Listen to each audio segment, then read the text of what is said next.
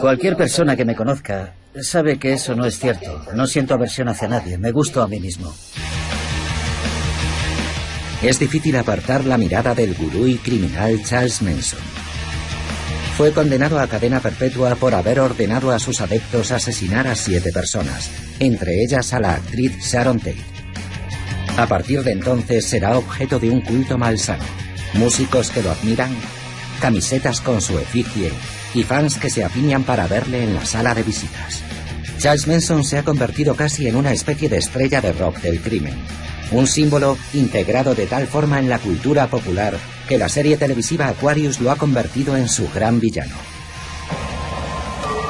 You love me. They love you. I love you, sweet baby girl. It's all love. Esta es la historia jamás contada de un hombre que pervirtió el espíritu de los años 60, una época de sexo, drogas y psicodelia.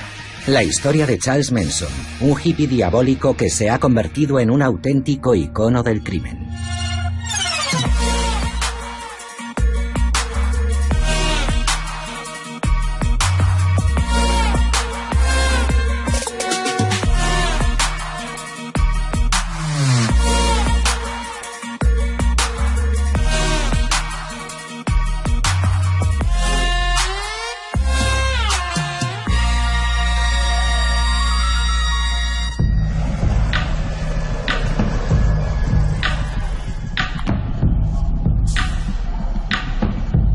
...16 de junio de 1970... en el Palacio de Justicia de Los Ángeles, California... el público descubre estupefacto una historia sórdida y fascinante... digna de una mala película de terror.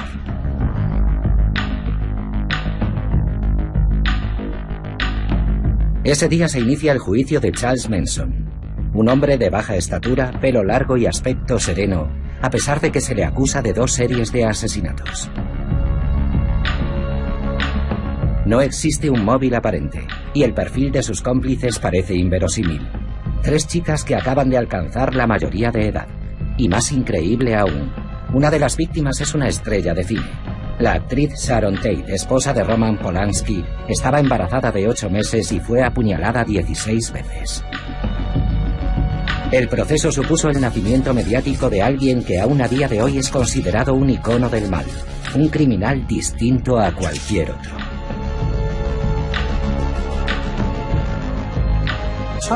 Charles Manson es único por distintas razones. Se le considera el asesino en serie más popular, pero en realidad no es un asesino en serie, porque él no mató a aquellas personas. Charles Manson no mató a nadie con sus propias manos. Es un gurú místico que convirtió a sus adeptos en su brazo armado. Sus seguidores estaban dispuestos a matar a petición suya. Su rostro, casi crístico, rápidamente llegó a ser un símbolo que utilizaron todas las revistas.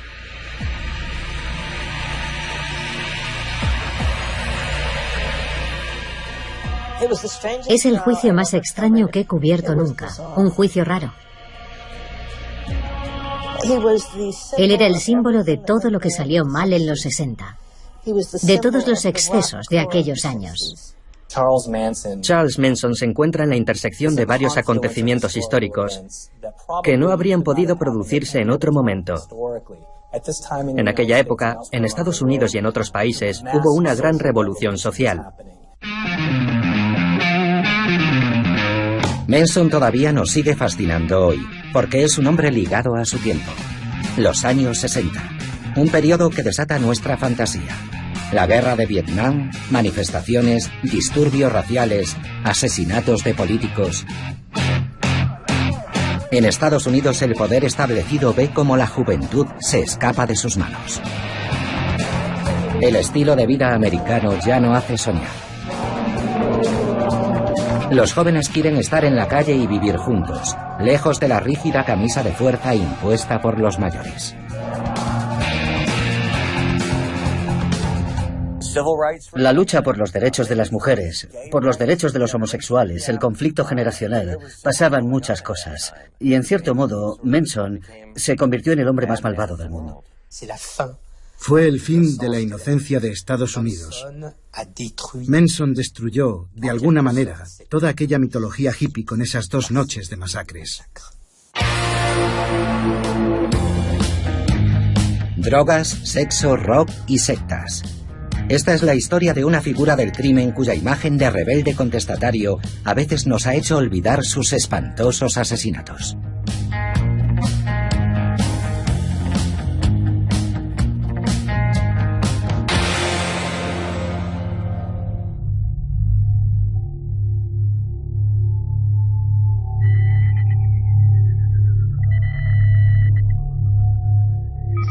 Lleva una cruz en la frente. ¿Puedo verla?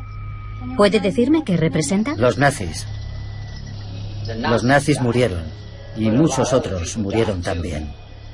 ¿La cruz que lleva en la frente significa que no le gustan los judíos? No. Cualquier persona que me conozca sabe que eso no es cierto. No siento aversión hacia nadie. Me gusto a mí mismo. Y yo soy todo el mundo. Para el gran público, Charles Manson es ante todo una imagen, un hombre de ojos sombríos e hipnotizadores, con una cruz gamada tatuada en la frente. Durante su juicio, del que en breve se cumplirán 50 años, exhibía con provocación esa cruz. Una cruz vagamente mística, el símbolo de Charles Manson. Representa al hombre por excelencia que rechaza a la sociedad en bloque. Él decía, para explicar la X que se tatuó en la frente, que él mismo se había borrado de la sociedad. Esa X simboliza la singularidad de Manson. Él es una especie de brujo, un criminal que no se parece a ningún otro. Todavía hoy es experto en manipulación mental, un talento que aprendió a ejercitar muy pronto, desde su adolescencia. Charles Manson creció en la marginalidad. Nació en Ohio, Cincinnati. Creció sin su padre y vivió con total libertad. Cometió su primer robo siendo todavía un niño, a los 13 años. Ese fue el primero de una larga serie. Existe un dicho americano, anglosajón, que dice: street marks, streetwise. Es inteligencia de la calle, abocada al mal. Después de una estancia en prisión de 3 años, su madre se niega a acogerlo de nuevo. Charles pasó su adolescencia entre centros correccionales y establecimientos penitenciarios. Entre rejas, aprendió a reafirmarse.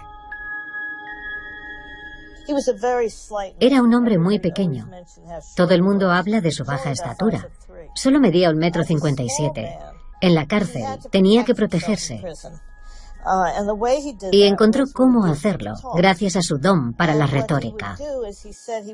Decía que había aprendido a decirle a la gente lo que quería saber de sí misma. Su poder residía en su carisma, en su encanto, en su faceta manipuladora y en su habilidad para influir en el pensamiento de las personas. Aprendió a hacer eso a lo largo de su vida y acabó siendo muy bueno en ello. Era una especie de mecanismo de supervivencia. En 1960, a los 26 años, le condenan a 7 años de cárcel por proxenetismo. Allí Charles Manson se inicia de forma más exhaustiva en el control de la mente de los demás. Descubre gracias a su vecino de celda una nueva religión, ya entonces controvertida, la cienciología. Él no se adscribe a esa religión, pero sin duda aprendió cómo utilizar la religión para atraer a la gente, personas que se sienten perdidas, almas errantes y necesitadas. Es una habilidad muy potente que necesitará más tarde, cuando cree su propia secta. Encerrado en su celda, Manson se apasiona igualmente por otra religión muy diferente, la música pop. A comienzos de los años 60, la Beatlemanía triunfa en todo el mundo. Manson escucha sin cesar los éxitos de los chicos de Liverpool en la radio, y sobre todo oye los gritos de sus fans en cada una de sus apariciones. Los Beatles eran famosos. Y lo más grande en aquel momento, eran una religión. Los Beatles fueron los primeros en aglutinar una serie de conciertos en casi todas las partes del mundo. Ellos fueron capaces de traspasar de alguna manera las fronteras, las nacionalidades. Su música llegó a todo el mundo. Y para una personalidad como la de Charles Manson, una personalidad dominante, manipuladora, etc., efectivamente, hay algo en todo eso que le fascinó de inmediato y fue aquel éxito increíble.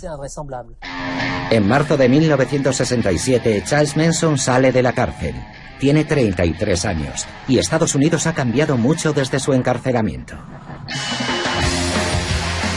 Se dirige a San Francisco en busca de jóvenes enrollados, hippies con el pelo largo que parecen vivir del amor y del agua.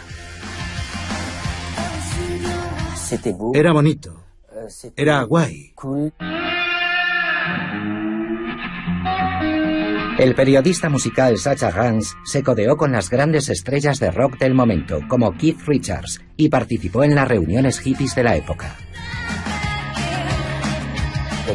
Brillaba el sol y la vida era bastante fácil. Era como estar realmente en el paraíso. Todos éramos hippies en aquella época. Yo llevaba el pelo largo y ropa con flores. Así que era como una especie de uniforme que nos permitía reconocernos por la calle. Charles Manson, el marginal, se integró perfectamente entre esa juventud rebelde. Nadie le pregunta a qué se dedica ni de dónde viene. Ayudándose de sus conocimientos de cienciología, convenció a algunos inadaptados para que le siguieran.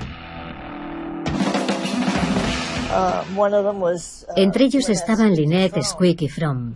Su padre la había echado de casa y estaba muy disgustada. Entonces apareció aquel hombre, salió de un autobús, se sentó a su lado y le dijo: «Tu padre te ha echado de casa, ¿verdad?». Ella pensó: «Vaya, es un medium, lo ha adivinado». Ella le respondió que sí, y él le dijo: «Yo puedo hacerte descubrir otra vida. Vamos a San Francisco, vente con nosotros». Así que se subió al autobús y ya nunca regresó. Decía que ellos vivían en el viento. En solo unas semanas, Charles Manson reúne a su alrededor a una veintena de personas, un pequeño grupo llamado La Familia. Se desplazaban en un viejo autobús escolar acondicionado y a veces se instalaban en los ranchos de los alrededores. Buscaban algo a lo que atarse. Para ellos la política no era una alternativa. Amamos tanto la vida que no moriremos jamás. Se buscaba la sabiduría, la espiritualidad, aprender a vivir mejor, a amar mejor, vivir en armonía. Esa era la palabra primordial de aquella época, armonía. Así que era una búsqueda preciosa. Pero junto a Charles Manson, esa utopía fue adquiriendo poco a poco tintes de secta. El grupo comenzó a obedecerle a pies juntillas. Manson solo se rodeaba de gente débil. Scott Michaels ha creado el Helter Skelter Tour, una visita guiada a los lugares claves de la tragedia Manson. Aquellas chicas solo querían hacer feliz a alguien, y él era como un padre para ellas, así que querían que él siempre estuviera contento. Manson sabía hacerles perder sus puntos de referencia. Había hechizado a su comunidad, convencida de estar tratando con Dios en la tierra.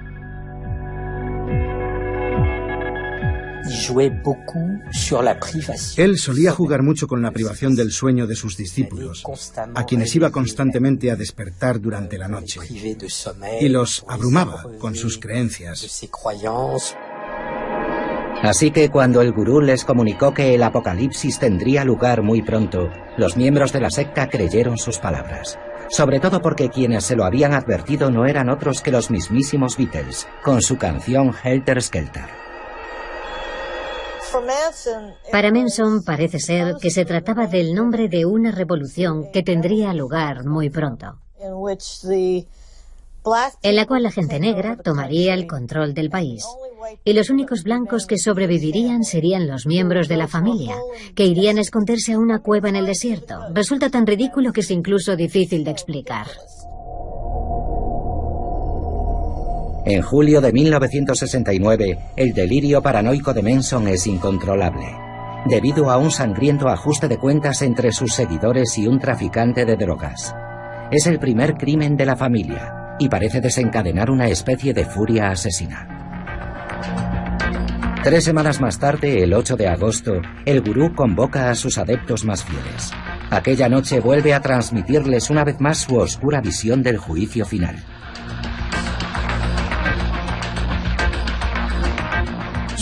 Dios está en todas partes, en todas las cosas y en todas las personas, así que no existe ni el bien ni el mal. Esa dualidad no es posible. Todo está mezclado y ya no hay puntos de referencia, así que si matan a alguien y eso les permite acceder a la vida eterna más rápido, se considera un acto de amor. Así era como les hacía creer que los asesinatos eran espirituales. Sus adeptos eran sus instrumentos, y si la vida no tenía ningún valor, cuando les decía que salieran a hacer algo diabólico, lo hacían. Todos ellos sabían que hablaba de cometer asesinatos. Sin cuestionarlo, sus fieles se dirigen a los barrios ricos de Los Ángeles, dispuestos a cometer durante las 2 noches siguientes la serie de asesinatos con la que se harían tristemente famosos.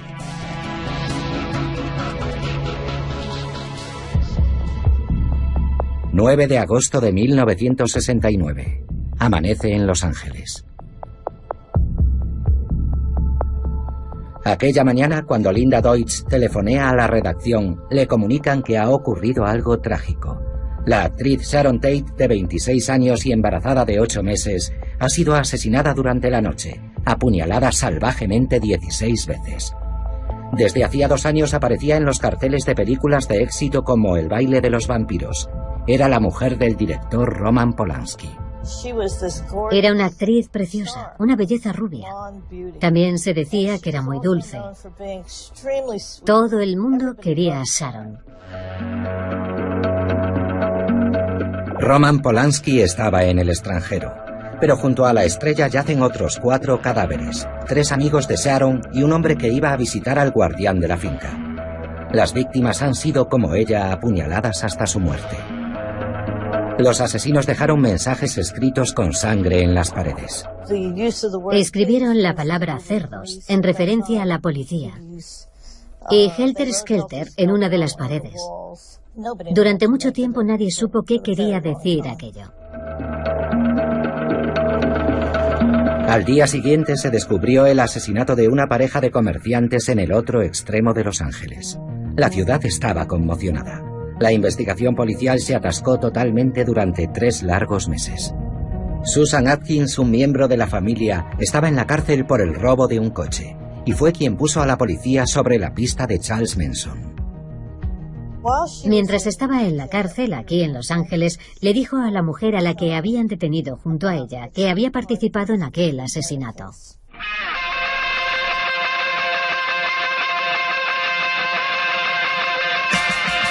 La historia sale a la luz y de repente la incalificable muerte de Sharon Tate aparece relacionada con una secta desconocida. A la prensa le cautivó el rostro de Charles Manson, en ocasiones casi crístico, pero la mayor parte de las veces satánico, como en esta fotografía tomada por la policía.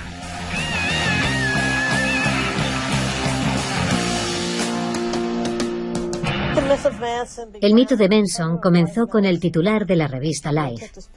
Escogieron una fotografía suya con mirada de loco y el pelo revuelto.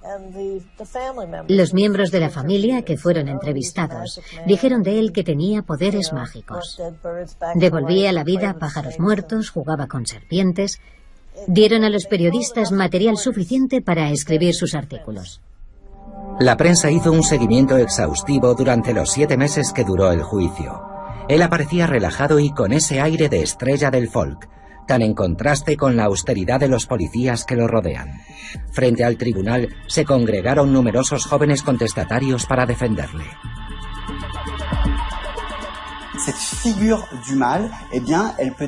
Esta figura del mal, paradójicamente, podía llegar a ser atractiva, sobre todo para la joven generación hippie de finales de los años 60. Y más que los asesinatos, probablemente fue el juicio lo que hizo que pasara a la posteridad. Y habrá miles y miles de jóvenes más que seguirán las enseñanzas de Charles Manson. Charles Manson fue condenado a cadena perpetua.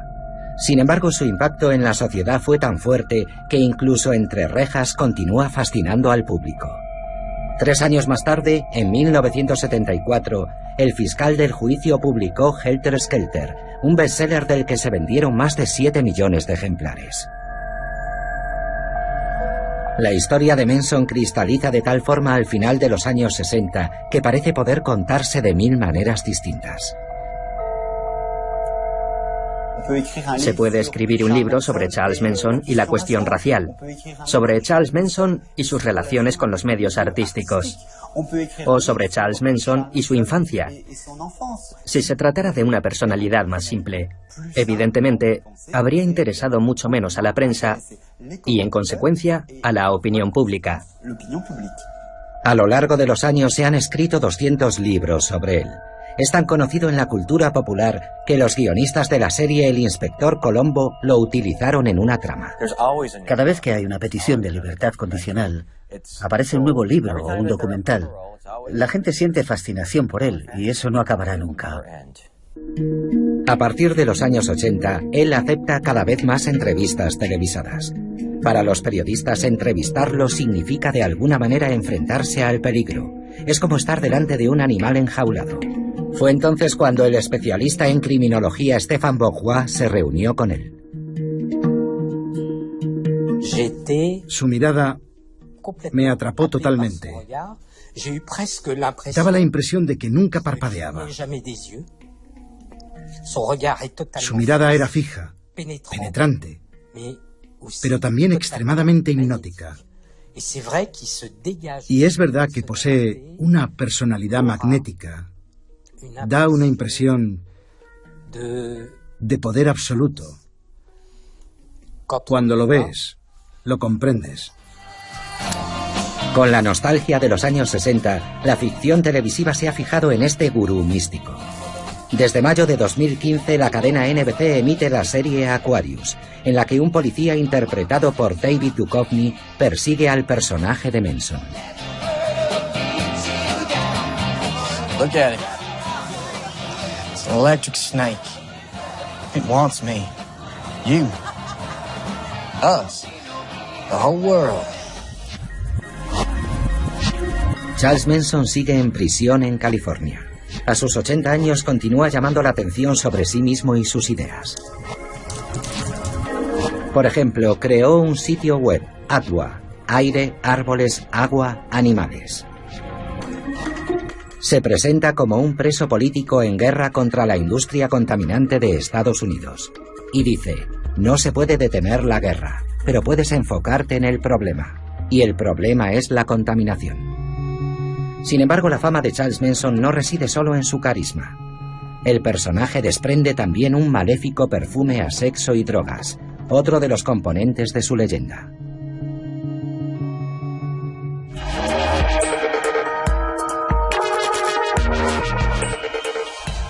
El halo sexual que lo envuelve es uno de los elementos claves en la trama de la serie Aquarius.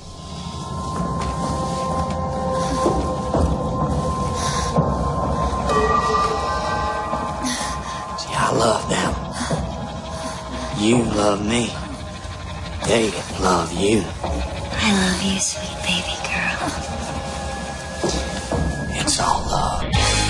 En cierta manera, Manson representa el lado oscuro de la revolución sexual que sacudió la década de 1960. En aquellos años, entre los hippies, el amor era la palabra clave. Todo el mundo se amaba y todo se compartía, en particular el sexo. La censura literaria y cinematográfica fueron abolidas. El cuerpo podía mostrarse al fin, y en todas partes se hacía ostentación de lo carnal.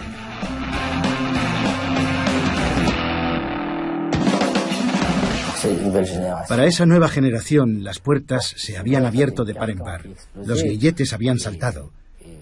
Y todo el mundo quería follar con todo el mundo. Y era posible hacerlo. Además, apareció la píldora, de modo que había métodos anticonceptivos. Ya nadie te señalaba con el dedo. Todo se prestaba a ello, especialmente en California, donde reinaba el amor libre, la aventura y el sexo. Charles Manson no tiene ningún reparo en hacer honor a la revolución sexual. Chica con chico, chica con chica, tríos. Acepta todas las combinaciones a condición de ser el macho alfa. Su autobús amarillo se convierte en escenario de orgías. Jugaba con la filosofía hippie del intercambio sexual, un pretexto para tirarse a las chicas del grupo. Para persuadirlas, lo primero que les decía es que él era the god of fuck, es decir, el dios de la fornicación, y al parecer le daba resultado. Las chicas que le rodean han pasado por una ruptura familiar, están desorientadas y se sienten absolutamente embrujadas por Manson.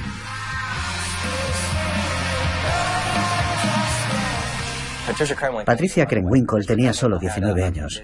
Sus padres estaban divorciados y se había escapado de casa. Acababa de salir de la pubertad y sufría un pequeño problema de vello andrógino.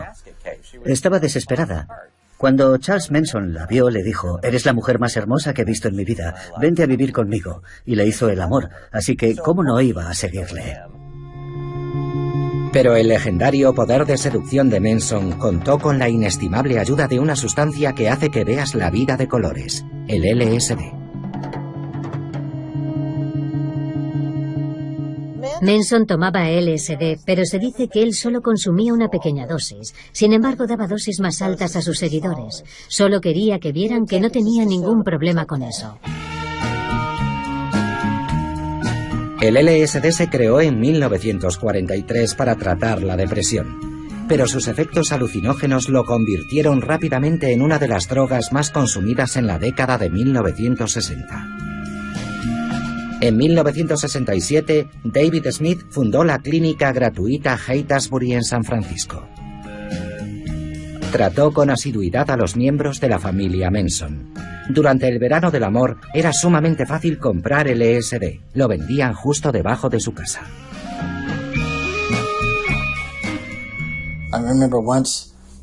Recuerdo que una noche, al volver a casa, ya sabéis que soy científico y trabajo en un laboratorio, pero vivo en un barrio hippie, y veía todo eso desde mi ventana. Justo en la esquina, al lado de unas oficinas, había una tienda de donuts. La gente entraba, pedía su café y su donut por encima del mostrador y por debajo le daban LSD.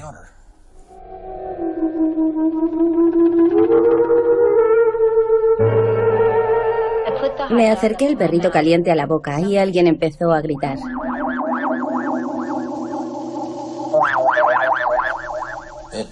El LSD tuvo un impacto enorme en la cultura y en la música. Se decía que cambiaba la forma de percibir los sonidos y la música. Tomaban LSD para ver otras cosas, para cambiar su visión de la vida. Plenamente consciente del peligroso poder del LSD, Charles Manson lo usa y abusa de él. Una vez atontados, Manson celebraba sus sesiones con la gente atiborrada de drogas y los adoctrinaba con sus creencias. La muerte no existe, o la vida y la muerte son solo uno. Por ejemplo, aseguraba que era Jesucristo. Las chicas lo colocaban sobre una cruz y juraban que veían llamas saliendo de sus ojos y de sus dedos. Alucinaban. Durante horas y horas, durante días y semanas. Las chicas de Manson viven en un viaje alucinógeno permanente. Completamente sometidas a su gurú que les distribuye las dosis, se convierten en meros objetos sexuales. Las mujeres estaban en la tierra para cuidar de los hombres, para alimentarlos, amarlos y satisfacer sus necesidades sexuales. Carecían de valor, salvo por el hecho de ser la suma de todos los hombres con los que se habían cruzado en sus vidas. En primer lugar, el padre y luego sus amantes. Eran mujeres en busca de puntos de referencia, en busca de un padre. Cuando se acostaba con sus chicas, que estaban bajo los efectos del ácido, justo en el instante en que iban a alcanzar el orgasmo, les decía que él era su padre, así que eran como zombies. Hacían todo lo que les decía, porque si no las pegaba. Si chasqueaba los dedos, tenían que echar a correr. Poco a poco, Manson utiliza el sexo como una herramienta para conseguir sus fines. Las mujeres se convierten entonces en moneda de cambio. Manson decía a sus amigos, venid a vivir conmigo, tendréis todas las chicas que queráis, y a cambio vendían droga para él. Se alojaron durante un tiempo en un rancho que se utilizaba para rodar películas del oeste. El propietario era un hombre mayor, medio ciego, que rondaba los 80 años, y que, a cambio de alojamiento gratuito, tenía relaciones sexuales con algunos miembros de la familia. Gracias a la droga y a la manipulación mental, las mujeres de Charles Manson se transforman en un instrumento. Cuando se produjo la ola de crímenes del verano del 69, 2 de ellas se ensañaron especialmente con Sharon Tate y sus amigos. Y más tarde, durante el juicio, siguieron mostrando una devoción sin límites hacia su gurú. Cuando estaba en el banquillo les decía que cantaran y ellas cantaban y repetían sus palabras. Tenía un control absoluto sobre esas mujeres. Si se tatuaba una X, ellas hacían lo mismo. Imitaban absolutamente todo lo que hacía. Ese amor incondicional es el que contribuirá en parte a forjar su imagen de seductor todopoderoso a ojos de la opinión pública. Incluso en la cárcel, ese poder sigue actuando. Durante cerca de 40 años, ha sido el preso estadounidense que ha recibido más cartas perfumadas.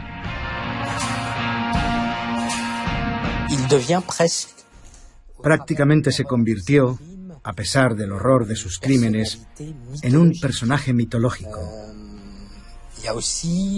De hecho, incluso a día de hoy, aún sigue teniendo adeptos y recibe miles de cartas al año, un 95% escritas por mujeres. Su leyenda, que parece retroalimentarse, perdura hasta hoy. Tanto es así que en 2010 conoce a Upton Barton a través de Internet. Charles Manson tiene entonces 76 años. Ella tiene 22 años y guarda un extraño parecido con las chicas de la familia Manson. Se parece a Susan Atkins. Procede del Medio Oeste. Comenzó a visitarlo y obtuvieron el permiso para casarse. Ese fue el último artículo que escribí. Cuando recibieron la autorización, yo sabía que era poco probable que el matrimonio se llevara a cabo. Finalmente la licencia de matrimonio expiró y no se casaron. Por ahí circula el rumor de que con la ayuda de un promotor, ella quería recuperar el cuerpo de Charlie después de su muerte, para exhibirlo en un museo o algo así. En fin, todo lo que tiene que ver con Manson es descabellado. Brujo, gurú y dios del sexo. Charles Manson lo tenía todo para convertirse en un mito peligroso. Pero la historia no acaba ahí.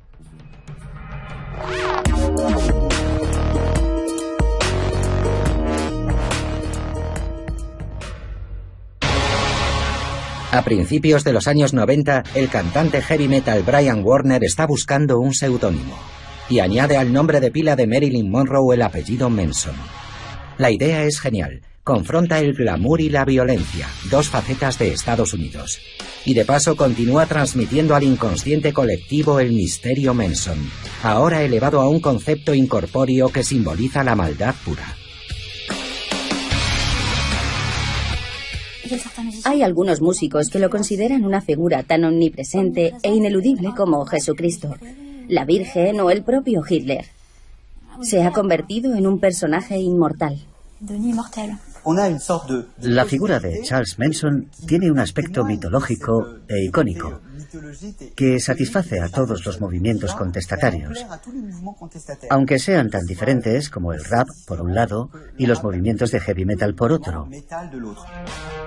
Marilyn Manson no es la primera estrella que rinde un culto ambiguo a Manson. Antes de los asesinatos, Charles Manson se codeaba con Neil Young o con el grupo de Mamas and the Papas.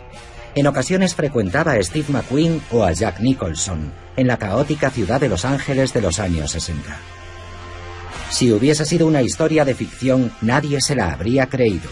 Charles Manson es una especie de celebridad criminal. A finales de la década de 1960, la escena musical de Los Ángeles es el centro de atención.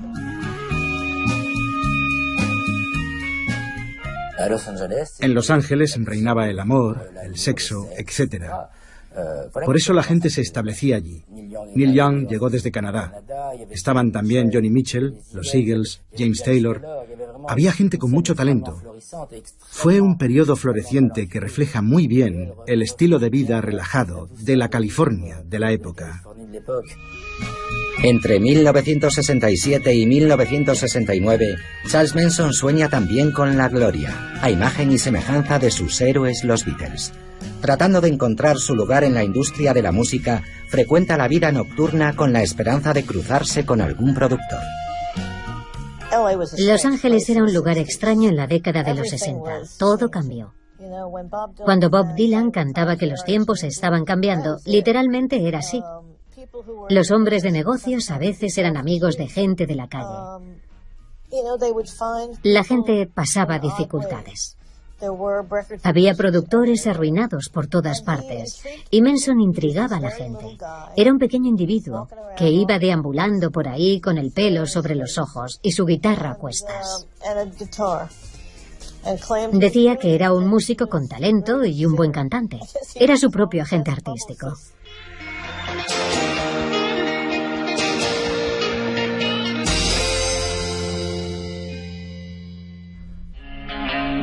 Por puro azar, Charles Manson acaricia su sueño con la punta de los dedos gracias a un encuentro con Dennis Wilson, el batería de los Beach Boys. En la primavera de 1968, las superestrellas de la música surf están en declive.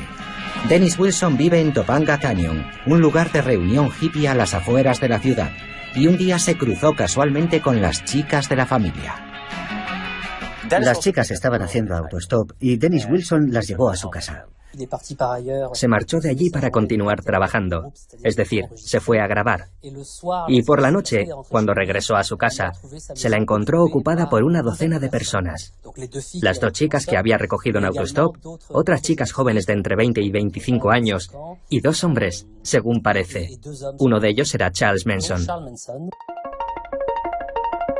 Las chicas se ofrecen abiertamente, y Dennis Wilson las acoge encantado. Charles Manson comprende de inmediato cómo hacerse indispensable a ojos del batería. Es su pasaporte a la fama.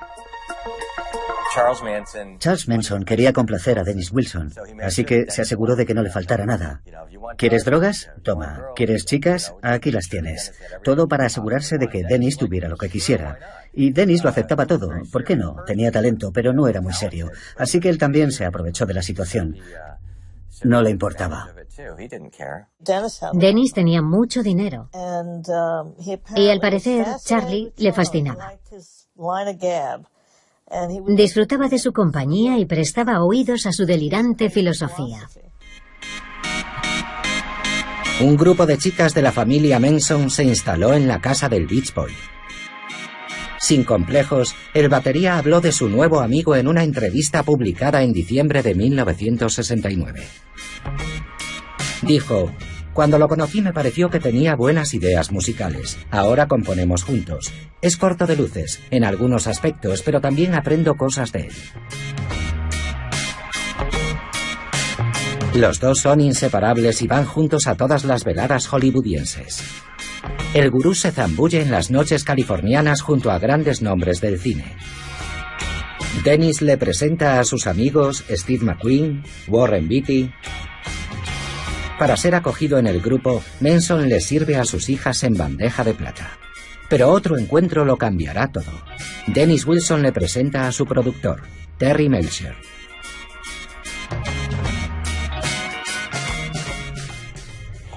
Terry Melcher era la encarnación del Gran Gatsby, es decir, el arquetipo californiano. Rubio, forrado de pasta, deportista, etc. Y conduce coches deportivos italianos. Y Charles Manson, al ver un personaje así, se dijo: a este ya no lo suelto. Terry Melcher acepta escuchar las composiciones de aquel extraño hombrecillo. Graban juntos algunos fragmentos en el estudio del hermano de Dennis, Brian Wilson, el líder de los Beach Boys. Entre las distintas composiciones propuestas por Manson, un tema llama especialmente su atención.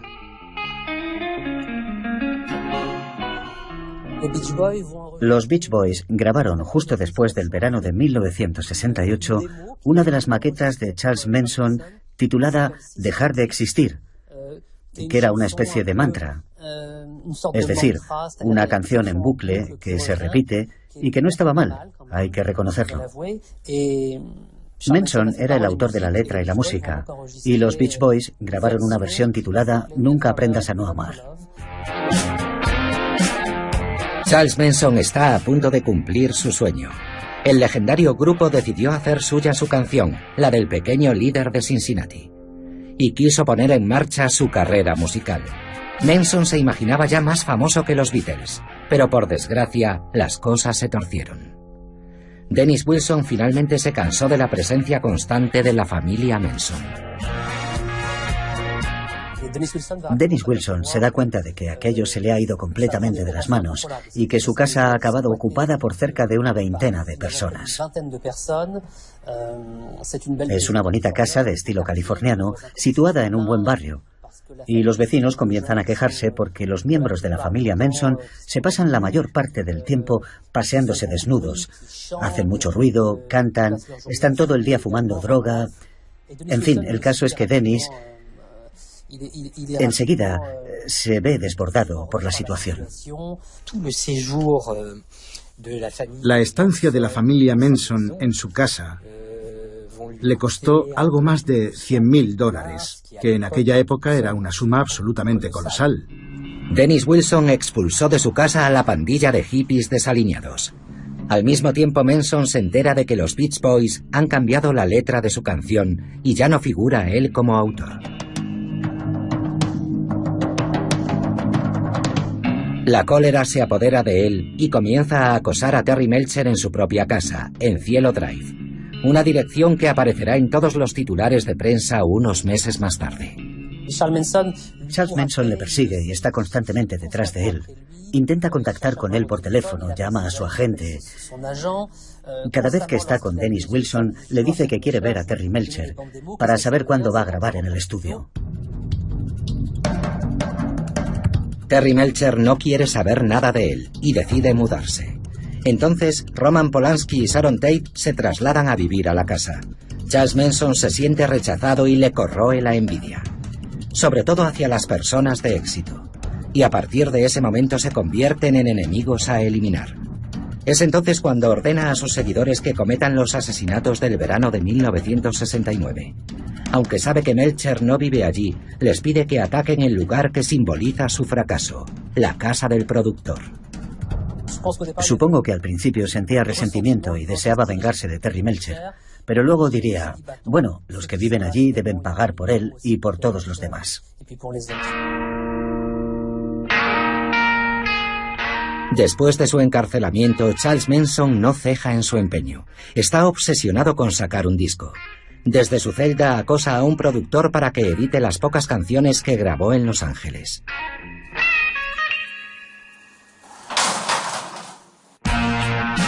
En marzo de 1970 publica un álbum, Live, The Love and Terror Cult, con una tirada de 2.000 copias. La cubierta es una tergiversación de una portada de la revista Life. La palabra vida se transforma en mentira. Manson se apropia así de su imagen, creando con ese único disco su propia leyenda, la de un músico antisistema maltratado por los medios de comunicación.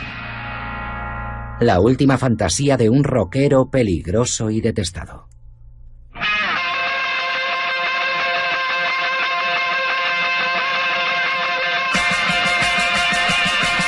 Con el tiempo, su imagen se convierte en objeto de culto entre algunos músicos que buscan la provocación. En 1993, Axl Rose, cantante de Guns N' Roses, retoma no solo el título del álbum de Manson, sino que aparece en el escenario con una camiseta de la famosa portada del disco. Supongo que tratan de dar la imagen de músicos peligrosos, punk rock y antisistema. Manson no tenía talento, así que lo hacían para poder decir, mira, estoy cantando un tema de Manson. Sin embargo, el culto se extiende. En aquella época Zombie Rush tenía 11 años, pero al ver la camiseta de Axl Rose se interesa por Charles Manson. Y una vez convertido en artista, comienza a dibujar al gurú. Tenía esa misma expresión sarcástica que mostró durante el juicio. En realidad tiene varios rostros, pero esa expresión en particular, la que pone cuando quiere burlarse de la gente, cuando se mofa con sarcasmo de las autoridades, esa es quizás la más icónica. Así que decide estampar sus dibujos en camisetas que vende en internet a otras personas apasionadas por el personaje. Me imagino que es gente que siente el mismo entusiasmo que yo, o que son seguidores de Charlie. En ese caso, nuestro único punto en común es compartir ese interés. Yo solo quería expresar mi admiración por la cultura pop. Quería revivir esa historia para que la cultura pop perdure y las generaciones futuras sepan lo que pasó. El culto se propaga, sobre todo porque Charles Manson continúa alimentando su mito desde la cárcel. En 1993 publica Life at San Quintín, la prisión en la que estaba encarcelado, en referencia a un célebre disco de Johnny Cash. Esta vez toma prestada hasta la tipografía de las viejas portadas de discos de la época, y se presenta como un viejo cantante de folk tocando tranquilamente su guitarra acústica. Muchos grupos hacen referencia a él, y no solo cantantes sombríos algo retorcidos. Trent Reznor, futuro músico de las películas de David Fincher, estaba obsesionado con él en su juventud. También la banda de rock de culto de Brian Jonestown Massacre y los raperos Ice Cube y Dr. Dre. Incluso el grupo Kasabian debe su nombre a uno de los seguidores de Manson. Objeto de ficción, de culto y de morbo, Charles Manson ha impregnado la cultura popular y a veces se olvidan los asesinatos que se cometieron bajo sus órdenes. Hemos llegado casi a ignorar el horror de los crímenes de Manson para destacar únicamente su aspecto contracultural y el hecho de que Manson rompió también una serie de tabúes, y entre ellos el último tabú de la sociedad estadounidense,